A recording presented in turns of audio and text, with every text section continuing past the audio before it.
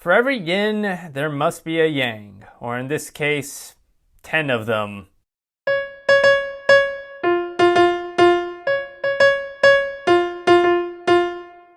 Hi, my name is Ryan Lane, and welcome to my review channel. So if you've seen my top 10 best video, you know the drill. 10 slots to qualify. A film must have come out in 2023 and be seen by me during the year 2023.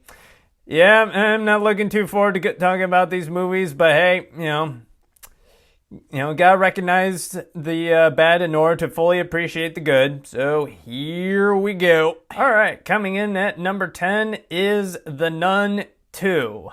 I mean, all I gotta say is, if this is the improvement, I don't want to know what the original was like. The characters are bland. Their character arcs are so poorly implemented. Like one nun, her whole supposed arc is that she needs to learn to be more religious or something, but the film practically forgets about it for like 90% of the runtime. The other nun, it's like, she literally saves the day by a last minute revelation. It's like, oh, by the way, you happen to be related to St. Lucy. It's like, I mean, okay, cool. When did you set that up? Because I completely missed that. Also, it's just unintentionally hilarious, whether it's the characters in the third act running around like they're Scooby-Doo characters, or like just dying in hilarious ways. Like literally at one point, a ghost boy kills a lady with using a incense container as a nunchuck. I was laughing during that moment. The only reason this film isn't higher up on the list is because of the set design. It's appropriately spooky, and in a better movie, it could have worked, but, they kind of goofed up on the writing situation. Okay, coming in at number 9 is The Pope's Exorcist. Russell Crowe as a priest on a moped. That right there should make for a decent, Exorcist movie, but nope. To be fair, Russell Crowe is actually good in this movie. He gives a three-dimensional performance. He's an exorcist, but he believes that only like 90% of the cases he's called in to treat are just fakes, for lack of a better phrase. But unfortunately, the one time where he has to deal with a real-life case is just boring. Like, this film plays like a parody of exorcism movies. Like, at one point, they send in a lesser priest to try and solve the situation, and at one point he says to the family, "Don't worry, I got this." And then barely like Looney Tunes levels of comedic timing later, he gets flung out the room. It's like, wow. Again, unintentional laughs are laughs, but still, it's like unintentional laughter is sloppy writing, though. So that right there, plus some, what can only be generously described as an attempt to whitewash the church's sins by claiming that devils infiltrated the church during, the Spanish Inquisition or something to that effect. And let's be real, the devils were already present within the church itself. They were called priests. But, notwithstanding, the writing just isn't good. It brings nothing new to the exorcism genre that, people haven't already seen before. All right, coming in at number 8 is The Haunted Mansion 2023. So, yeah, 2023 was not a good year for Disney. Any way you cut it, either critically or commercially. I feel like their one sole, oh yeah, that was a big hit, was Guardians of the Galaxy Volume 3, but this one, yikes. The Haunted Mansion readaptation, it's just lazy. Most of the actors, Lakeith Stanfield notwithstanding, one of my favorite actors, by the way, most of the actors are just resting on their laurels and giving performances that conform almost perfectly to their on-screen personas. It is just, their performances are uninteresting and they rarely elicit laughs. The film is visually unimaginative, which is disappointing because I went to Disneyland back in October and the ride is beautiful to look at, especially with the Nightmare Before Christmas aesthetic. It's like how can a ride so creative inspire a film so dull? Even the 2003 film with Eddie Murphy, for all of its faults, at least it had a haunted mansion that looked like a haunted mansion. This film just, I don't know, it looks like a set, and not an even interestingly designed set at that. And the only small amounts of joy I got from this movie came from Jared Leto's casting. Not because he gave a good performance or anything, although he's one of the less annoying ones, but because of the fact that he's Jared Leto. It's like me and my friend who were watching this, we had a good time throughout the movie just riffing on it, like, oh, he's a creepy person who lured people to their deaths. So Jared Leto, it's like, again, with that whole cult thing that Jared Leto has, it's like, the jokes, for us at least, wrote themselves. Like, for this movie, not so much. Okay, coming in at number 7 is Big George Foreman, or whatever that ultra-long title was that they tried to push. I mean, really? It's like, not since Birds of Prey has a movie had such an insanely long and ridiculous title. But unfortunately, the title is the least of this film's problems. Ever had a relative, lecture you on how you should be more religious? Yeah, imagine that, but for 2 hours straight.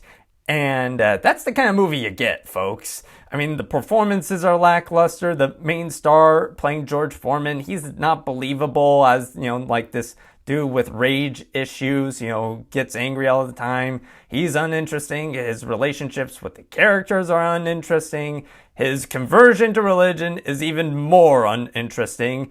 And it's hella preachy.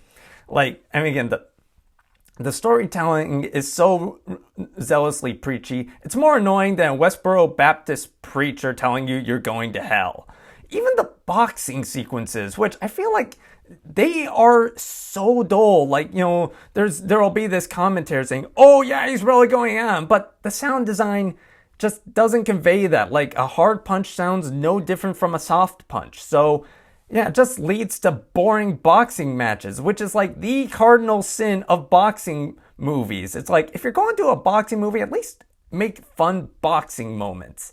It's like an action movie with no good action. It's like, what's the point? Okay, coming in at number 6 is Five Nights at Freddys. So, I mean, this film had all the ingredients it needed to be at least decent. It had a good cast, the claustrophobic location faithfully adapted the video game aesthetic, and it had the backing of a studio that's typically known for making good horror movies on mid-budget. But no, that's not what happened. The movie is dull, and when it's not being dull, it's just being stupid, especially during the third act. There's a whole plot twist where it turns out that the police officer, her dad, is the serial killer, and it's like, how? Where in the hell did you set that up? And if so, why would she go along with this? What part of her characterization would make you go, okay, I can see why she'd, support this guy with his whole serial killer shtick, but just why? And worst sin of all, this film just isn't scary. Best it can do is conjure up a few cheap jump scares is all. Coming in at number 6 is The Last Voyage of the Demeter. So, a group of sailors trapped on a boat with Dracula. That premise alone should make for at least a passable movie, but no, this film is sloppy. I was not expecting such a mainstream film with such a large, well, okay, not large, it's 45, but still, that's comfortably mid-budget. I wasn't expecting the film to be so bad, no less so sloppily made. The ADR is insanely noticeable. The editing is so, egregiously bad. The compositions are so awkward, and they're awkwardly stitched together with little to no rhythm to them.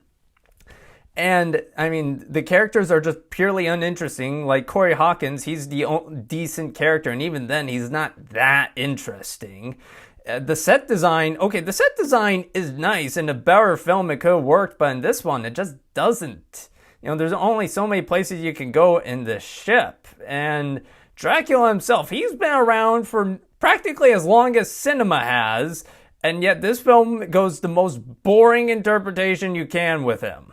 Okay, coming in at number 4 is House Party. So this film has cannibalism, Kid Cudi, a stoned koala bear, and yet little laughter. Like, honestly, those ingredients alone, like, even when the stone koala bear showed up, it's just, I don't know, there. It's like the film doesn't do anything funny. Or rather, it doesn't do enough funny things with it. The friendship between the two main characters is so cliched. You've got the ultra-responsible one. You got the ultra-irresponsible one. And the responsible one goes along with the irresponsible one because plot. They learn to get along. The irresponsible learns to become more responsible, more laid back, yada, yada, yada. You've seen this plot 1,000 times before. And the film's Family Guy-esque approach to comedy just doesn't work. Like, at one point, it's like, oh, hey, there's the actor who played the Green Power Ranger in the original Mighty Morphin Power Ranger series. Okay, moving on. That's the film's approach. Like, the film doesn't get, like, a steady rhythm until, like, they go to this, like, Illuminati-type secret society thing where, they end up drinking blood from a chalice, and Kid Cudi, goes all batshit nuts on the crowd. It's like, yeah, everything else is just dull. Even the Michael Jordan jokes are well, no, not Michael Jordan. LeBron James. Sorry. Even the LeBron James jokes aren't funny. Like, there is one funny chuckle, regarding his hairline, but beyond that, it's just unfunny. This film sings its praises to LeBron James, which isn't surprising.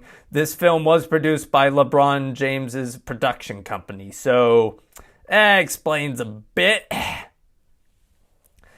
And the only cameo that really elicits any laughter on a consistent basis is Kid Cudi.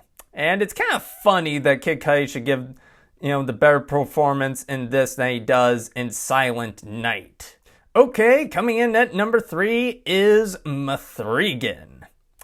The only reason this film isn't number 1 is because of the very beginning and only funny scene, like where it's parodying, toys and how they become much more digitized and how kids are much more addicted to technology. It's like, that was funny. Like, when I saw that scene, I was like, okay, all right, this could actually be pretty good. But nope, then the rest of the movie happens and it's just awful. Uninteresting characters. Like I said, the little kid is either two modes, sad her parents are dead, or addicted like a crack addict to technology.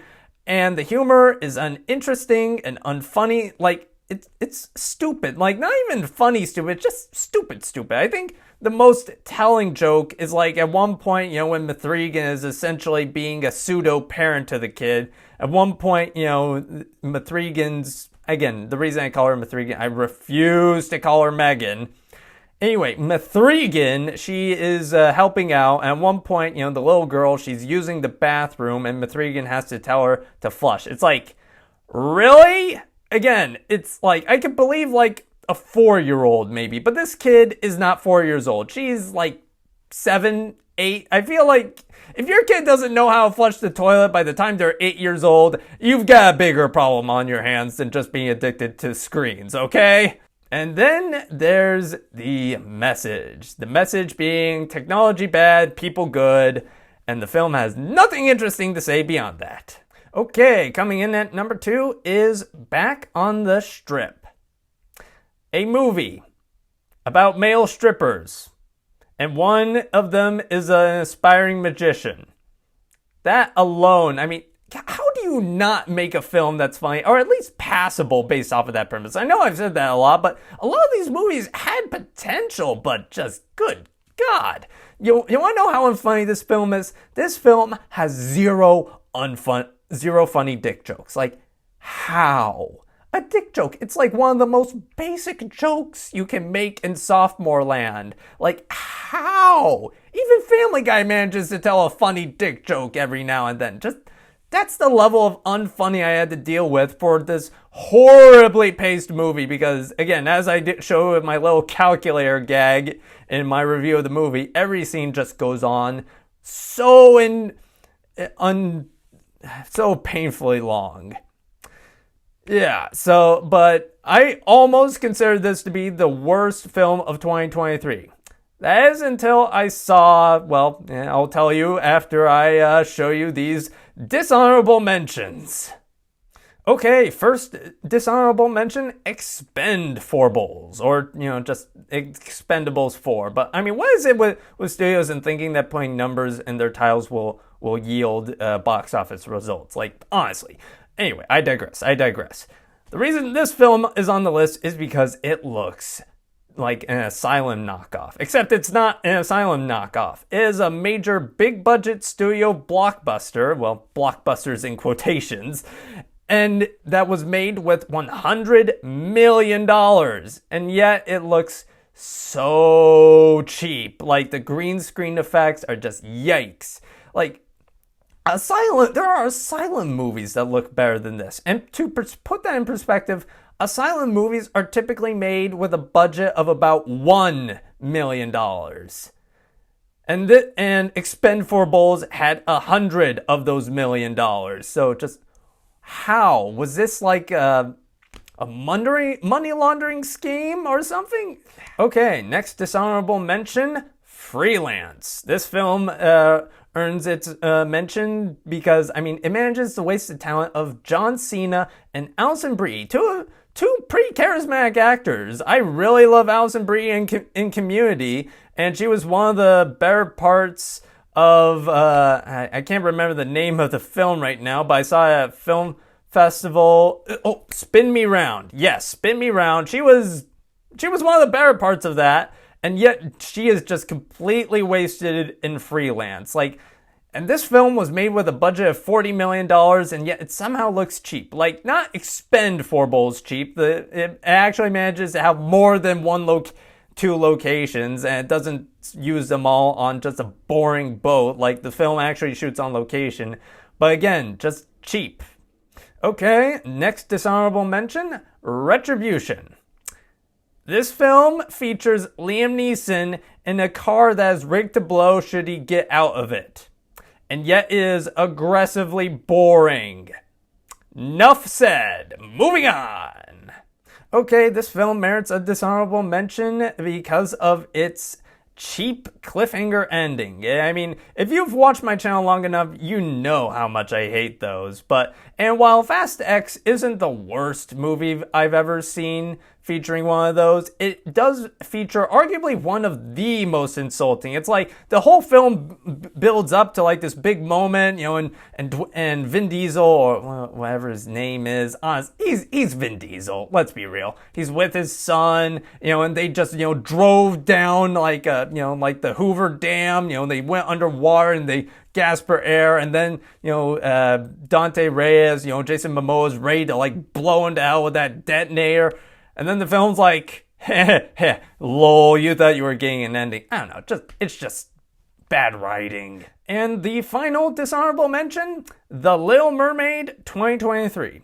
Again, this film, it's not god-awful. I wouldn't even call it that bad, but it's just a case of wasted potential. Like, this film had several interesting directions it could have gone in. It set up some interesting, ceremony or such that called Ariel's sisters back into one location. It had, this thing where Ariel, if the word kiss is mentioned, she'll conk out. Like, I mean, those two things alone should, at least be able to make this movie at least slightly different. But no, it's like the film somehow manages to go on in the exact same plot beats as it does in the original. It's like, come on, Disney. It's like, if you're going to do these remakes, actually remake them. Don't just do like an HD live action upgrade and yet somehow be even lesser for doing it.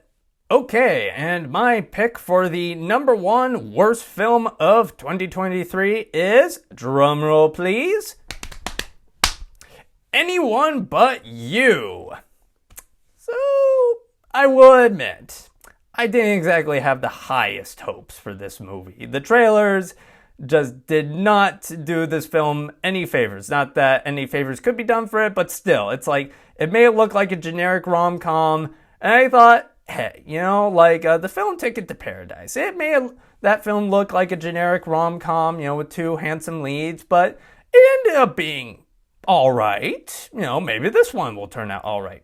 Nope, it is not alright at all. Like, I did not, when I came in, I did not expect this film to be the first 0-star rating I would give out. But by God, this film earns it. Like, just the humor is so aggressively unfunny. The characters and their dynamics have been ripped clean from 2 decades prior worth of rom-coms. And there's only one joke that works, and it's essentially a bit of a variation on the okay boomer joke, which, I mean, it made me laugh, so, congrats there. They somehow, it's like they managed to nail one line, but only that line. And the film tries to have, in-camera quotes from Much Ado About Nothing, but, I mean, Shakespeare's gotta be rolling in his grave if he were to find out about that. It's just, ugh. And, I mean, seriously, this film must have been obsessed with getting people naked. Like, there's more naked people in this than a Paul Verhoeven movie, for God's sake. It's like, come on. So, those are my picks for the top 10 worst films of 2023. So, do you agree with my list? Disagree? Let me know down in the comments.